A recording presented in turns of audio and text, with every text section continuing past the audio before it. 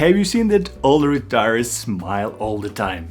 Do you know why? Because they can't hear what you are saying.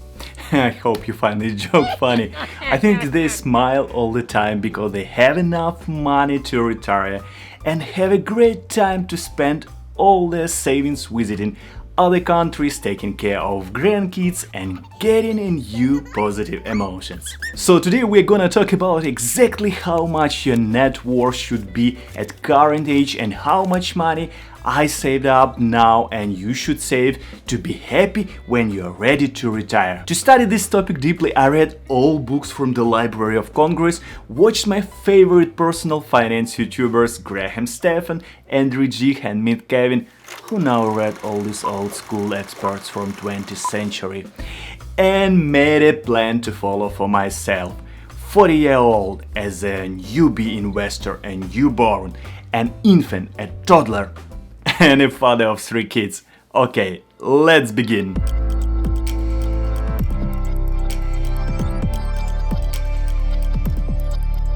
Hey you greatest people of YouTube, good morning to you. My name is Dmitry Bonder, and since my birth in 1982 I've always been wondering how much money I should save to have the same level of happiness that I had on the first day of my birth. I mean, a lot of food and milk, a warm place to sleep, nothing to worry, and a lot of people who care about you every day. Do you also find a lot of similarities between birth and retirement? So when it comes to understanding of your ability to retire as a king or queen, we have to understand one of key terms, net wealth. If you know your net wealth at a specific age of your life, you know whether you match some desired average level of saving for specific age or not. You can calculate net wealth in 2 easy ways. The first one, to add up all of your entire assets including your investment accounts that you keep in RobinHood, M1 Finance, Betterment, Webull, or wherever, plus your retirement accounts, your 401ks, your HSAs, IRAs, your home, your Tesla, your Lamborghini cars, your, Cartier jewelry, your gold that you keep in Fort Knox, your cash and high savings accounts, and other smart and all complicated words I decided to mention there because YouTube may rank my video higher than Graham Stephan or Mint Kevin's video on the same topic. I'm kidding. I'm ready to be number 3 or number 4 in the list of best personal finance YouTubers. Then when you added up all your assets, you have to deduct all of your liabilities, including your student loans, your credit card debts, your mortgage loans, your car loans, anything and everything where you own money. The second way to calculate personal wealth, to use software I've been using for many years, Personal Capital. They didn't sponsor this video, unfortunately, so it's my independent opinion. That's a kind of free-to-use platform for high net worth client who wants the personal touch and some cool features like wealth management check, portfolio and asset allocation and retirement calculator. That's basically all I need to measure how much money should I save to my retirement. Okay, my 5 seconds of advertisement for Personal Capital software finished, despite the fact that nobody paid me for these ads. And now, when you know your net wealth, real magic begins. Okay, let's start from 20s. It's the time when you just need to do 10 things. Turn 21, turn 22, turn 23. It's a crazy cool time your parents regret to inform you that your teens have now expired, lol. I will try to explain this 20s age in a very simple words. You are like Harry Potter, who just came to the magic world of finance and investment. And I hope you know that all first year at Hogwarts must take 7 subjects, like Transfiguration, Charms, Potions, History of Magic, Defense Against the Dark Arts, Astronomy and Herbology.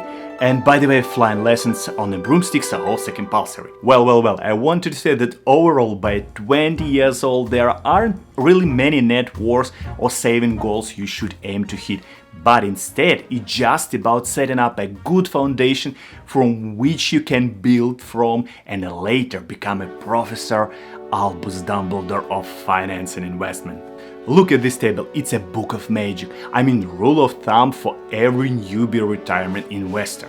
The numbers in this chart are meant to serve as the benchmarks and are based on expert guidance, national income medians, and common Fidelity's retirement guidelines. The numbers are also meant to be goals you achieve while you are in that age group, not by the time you reach it. For example, aim to have a 22,000 for retirement by the time you are about to turn 30, not when you turn 20. The retirement numbers don't take into account expected investment growth, typically 6-7%. This table should serve as a guide rather than an exact target. And as you get deeper into your 20s, you should to have about 1 month or 1/4 of your annual cash. It's about 25% of your gross pay, saved up according to a budgeting app Mint and Fidelity retirement guideline. That means that the typically 25-year-old might want to have somewhere around 10,000 in savings. It's also a great idea to get yourself an IRA by 20 years old, individual retirement account. It's nothing something I got myself until I was 35 years old, but I wish I did it when I was 20. I contributed for the first time to my IRA account on Betterment only when I moved to USA and had enough money and didn't have any bad debts. So you can do the same, my junior magician. Open an account with Betterment, Webull and One Finance. Links will be in the description of the video, and contribute whatever you can, and I promise that it's going to grow into a lot of money by the time you reach 30 or 40. I know that people love benchmarks, but personal finance is a personal, so don't allow benchmarks to discourage you. And you know, the reality is that your net worth at 20 years old can be zero or even negative. That's right, if you have anything above $0, you are doing better than the average 20-year-old.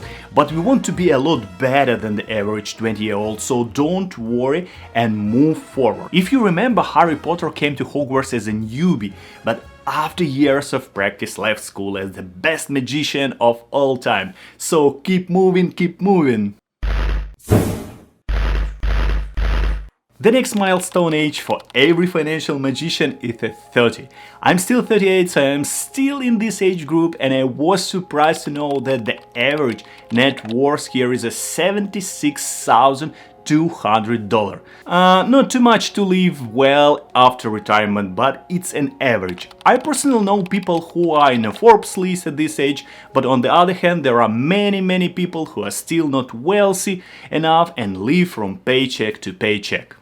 So let me make one more simplification. To become a second grader of Hogwarts and find your way to Chamber of Secrets, I mean financial wisdom, you have to complete at least 3 tasks in this age. First of all, build a credit score about 750 or higher, become a completely bad debt-free, and try to save at least 10, maybe 12% of your income every month. Earnings is typically higher in your 30s. Compound interest will help your saving grow faster.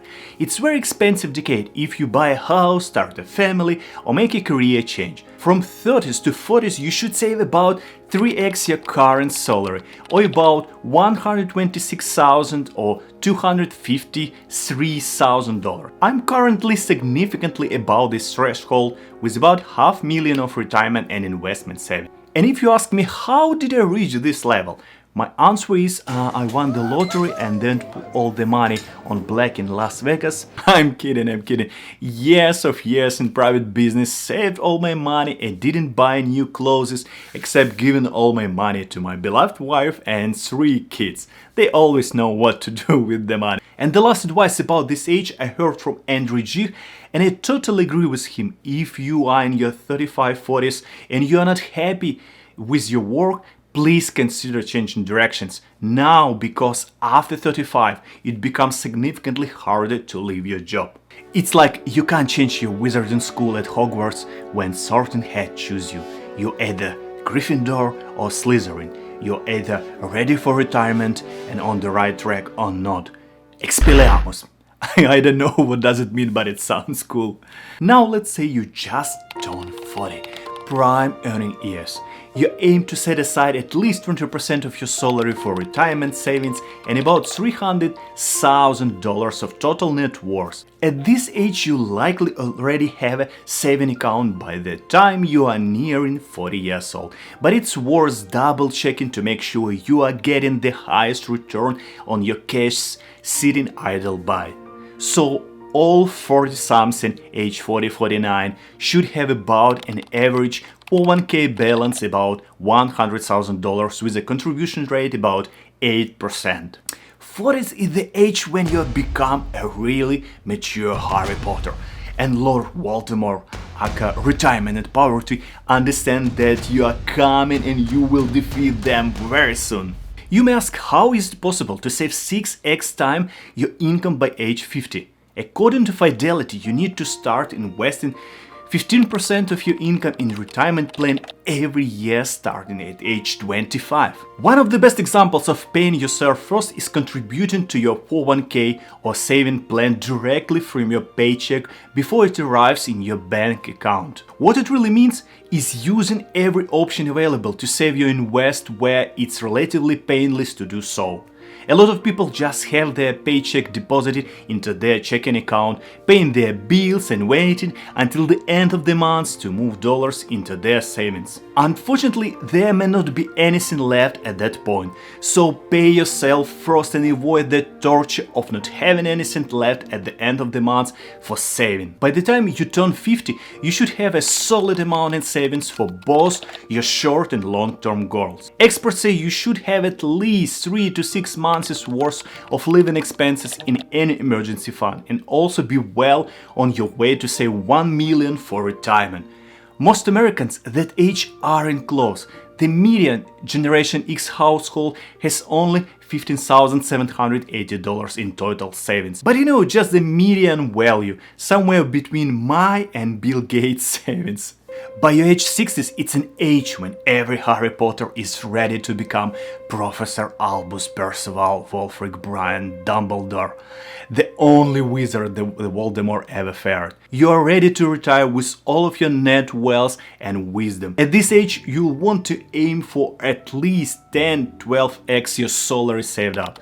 I think it will also be wise to have almost paid off your primary residence, and now it's the time to save as much as you possibly can with the income you have. And finally, that's the age when you can begin withdrawing from your retirement accounts without any penalties. In the Hogwarts Book of Magic, IRAs tax code, the Rule of 55, there is an IRAs provision that allows you to withdraw funds from your 401k or 401(b) without a penalty at age 55 or older. Now, go! Time to cash out your saving and go to Las Vegas. And really, in your 60s, from there, the rest is up to you guys. And those are the goals that I think you should aim to hit in every decade. If you want to be on the white side with Dumbledore and Harry Potter, have enough money for your retirement, stay with your grandkids, travel all over the world, just do it, enjoy. You made a great progress, you deserve this level of the life. If you want to be on the black side and live in the poverty, to be in the army of Voldemort, just forget about this. And please remember, you can't retire from being great. If you have debts, you should have the best debts in the world. Every single one of them should be outstanding low. Have a good day and peace out.